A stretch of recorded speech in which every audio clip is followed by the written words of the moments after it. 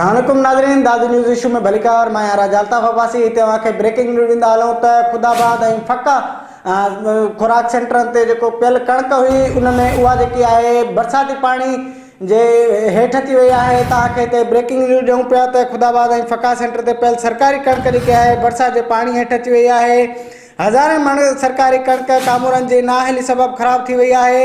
बरसात जो अॻुवाट इतला बावजूद खुराक खाते के भी कदम न खिया आहिनि। तव्हांखे हिते ब्रेकिंग न्यूज़ ॾियूं पिया त ख़ुदाबाद ऐं फका सेंटर ते पियल सरकारी कणिक बरसात जे पाणी हेठि अची वई आहे। इन हवाले सां एमएल असां सां गॾु लाइन ते मौजूदु आहे दानिश खुश्क, उनखां पुछंदासीं त उन वटि कहिड़ा तफ़सीलात आहिनि। जी दानिश, असांखे आगाह कजो। जी बिल्कुल अल्ताफ़, मां तव्हांखे ॿुधाईंदो वञा त दादू जा जेके ॿ कणिक जा गोदाम हुया सरकारी, जंहिंमें फका गोदाम ऐं ख़ुदाबाद में जेको कणिक जो क़ाइम गोदाम आहे, उते हज़ारे मण जेको आहे सरकारी कणिक ख़रीद कई वई हुई, जेका खुलियल आसमान हेठि रखी हुई हुई।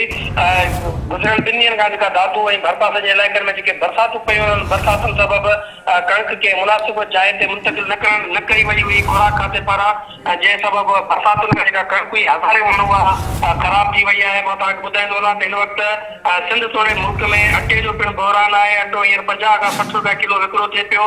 हिते खुराक खाते जी दादू में इहा नाअहली साम्हूं आई आहे त जेका हज़ारे मण जेका कणिक आहे उहा महफ़ूज़ जॻह ते मुंतक़िल न थियण सबबु उते बरसात जे पाणी में ख़राब थी वई आहे। इवन पेशाब थियो आहे ऐं इहे जेके फुटेजिस आहिनि उहे बि दादू हथु करे वरिता आहिनि। जेका कणिक आहे उहा बुॾल पाणी में नज़र अचे पई ऐं हुन कणिक जे ख़राब थियण जो अंदेशो पिणु आहे।